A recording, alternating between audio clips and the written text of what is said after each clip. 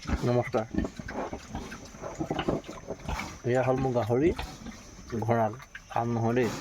মানুহ আকৌতো ফাৰ্ম আছে, মোৰ ফাৰ্ম নাই, গঁৰালহে আছে। গতিকে ফাৰ্ম বুলি ক'লে চব সুবিধা থাকিব লাগিবতো, পানীৰ পৰা আদি কৰি চব।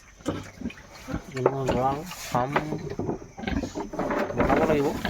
মিস্ত্ৰী অহা নাই, বস্তুবিলাক বাহানি আনি থোৱা আছে। এই তিনিজনী লাভ মানে, এই তিনিজনী যদি পোৱালি দিয়া তেতিয়াহে মানে দানা পানী আদি কৰি যিমান খৰচ পাতি আছে সেইখিনি ওলাব, যদি পোৱালি দিয়ে। বাকী ভাগে আপুনি খাচী গাহৰি পুহিলে ধৰি লওক, আপুনি যদি 3টা গাহৰি পোহে তাৰ এটাহে লাভ থাকে, মানে 2টা গুচি যায় বুলি ক'ব পাৰি কথাটো। গতিকে ইমান লাভ নহয়, আৰু আপুনি হিচাপ কৰিলেতো একোৱেই নাথাকে। কিন্তু যদি আপুনি লোকেল বস্তু যদি খুৱাই থ'লে, নিজেই দানা পানী সিজাই মেলি খুৱাই, তেতিয়া কিবা থাকে আৰু। কিন্তু আপুনি কমাৰ্চিয়েল ফুড যদি আপুনি খুৱাই, কমকৈ গাহৰি মানে পুহিলে আপোনাৰ টেকেলিত পইচা ভৰাবলগীয়া হয়।